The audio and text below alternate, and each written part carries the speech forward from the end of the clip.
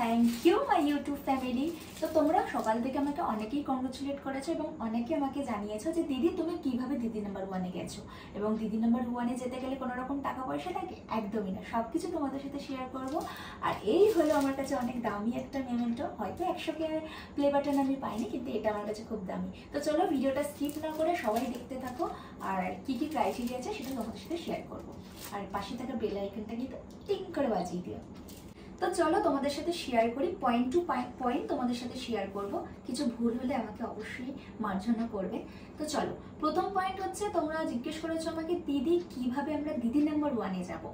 দিদি নাম্বার ওয়ানে যেতে গেলে তোমাকে ডিআরডি স্টুডিওতে যেতে হবে, যেটা রাজারহাটে অবস্থিত, এবং সেখানে গিয়ে তোমাদেরকে একটা ফর্ম ফিল আপ করতে হবে এবং সেখানে তোমার নিজের জীবন কাহিনী অবশ্যই পুট করতে হবে। যদি ওদের মনে হয় যে তুমি সেখানে যাওয়ার যোগ্য, তবেই কিন্তু তোমাকে 1 সপ্তাহের মধ্যে কল করবে। তুমি যদি 1 সপ্তাহের মধ্যে কল না পাও, তাহলে ভাবে তুমি রিজেক্টেড। বাট এটা ভেবো না যে প্রথমবার রিজেক্টেড হলে সেকেন্ডবার যেতে পারবে না, অবশ্যই তোমরা সেখানে যেতে পারবে। আর যদি তোমাদের অন্য কোনো প্রশ্ন থাকে, অবশ্যই আমাকে কমেন্ট করবে, আমি তার রিপ্লাই ওখানে দিয়ে দেবো। সেকেন্ড কোয়েশ্চেন হচ্ছে যে দিদি নাম্বার ওয়ানে যেতে গেলে কোনো রকম টাকা পয়সা লাগে কিনা।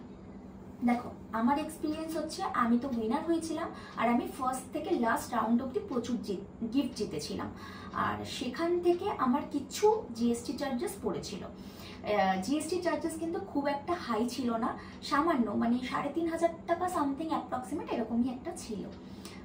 আর আমার যেহেতু আইটি ফাইল ছিল, সেই জন্য আমি 6 মাস পর অ্যাপ্লাই করার পর ওই টাকাটাও রিটার্ন পেয়ে গেছি।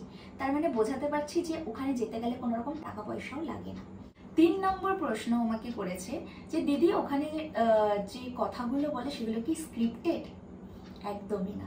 তুমি যখন নিজের জীবন কাহিনী ওখানে বলতে যাবে, ওইখানকার যে গাইডলাইনগুলো আছে ওরা সেগুলোকে খুব সুন্দরভাবে সেগুলোকে সাজিয়ে দেয়, কারণ ওখানে একটা শুটিংয়ের মতনই চলছে, তাই না? তো আমাদেরকে তো সবাইকে সেভাবেই বোঝাতে হবে।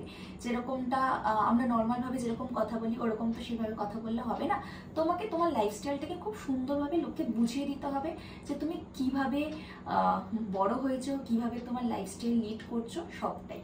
তো ওইটুকু ওরা গাইড করে, কোনো রকম স্ক্রিপ্টেড কিছু নেই।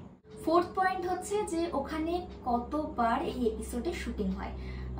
দিনে 3 বার হয়। আমার কল টাইম ছিল ভোর 5:30টা, তারপর ওদের বোধ হয় 2টোর সময় প্যাক আপ হয়, 2টোর সময় আবার হয়, দেন 5টার দিকে একটা হয়। 3 বার শুটিং হয় ওখানে।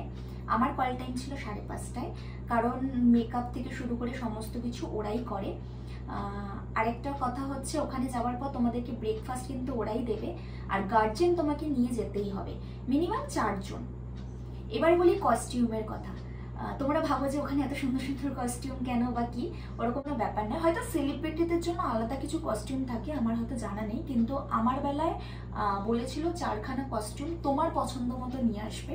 যদি সেটা শাড়ির এপিসোড হয় তো শাড়ি পরতে হবে, আর যদি গাউন হয়, যদি গাউনের এপিসোড হয় তো গাউন পরতে হবে।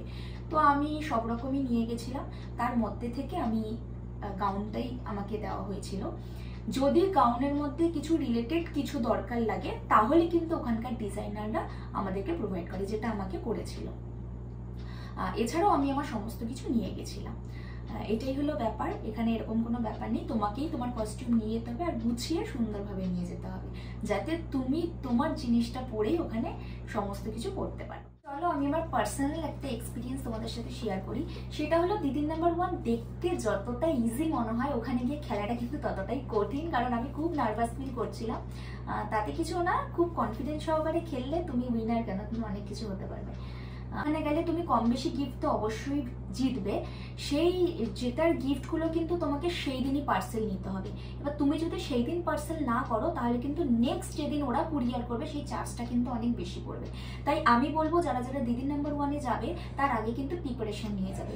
সেটা হলো, তোমরা একটা ছোট গাড়ি হোক বা লরি, অ্যাটলিস্ট বুকিং নাম্বারটা নিজেদের বাড়ির আশেপাশে কারোর থেকে নিয়ে রাখবে, যাতে কল করলে তো ওই গিফটগুলো তারা রিসিভ করতে পারে।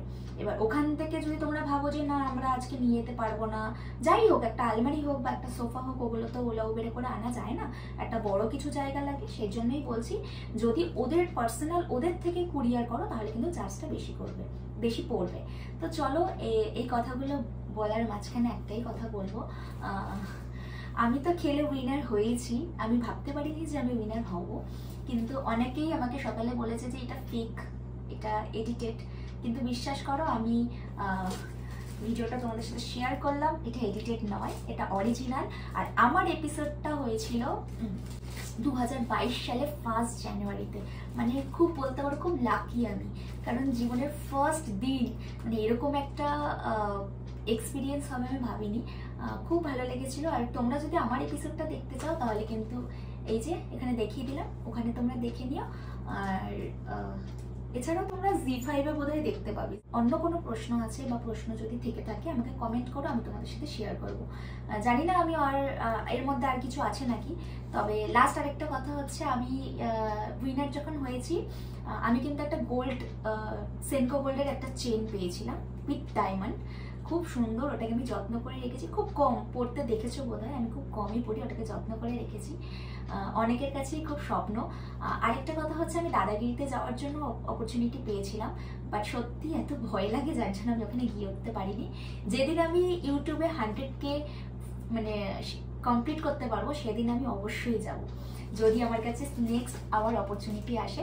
তো সেদিন প্লে বাটনের সাথে আমি দাদাগিরি জিততে যাব, অবশ্যই এটুকু কনফিডেন্স রাখবো। তো খুব ভালো থেকো, সুস্থ থেকো, আর আমার এই ছোট্ট চ্যানেলটাকে একটু সাবস্ক্রাইব করে দিও। খুব ভালো থেকো, টাটা।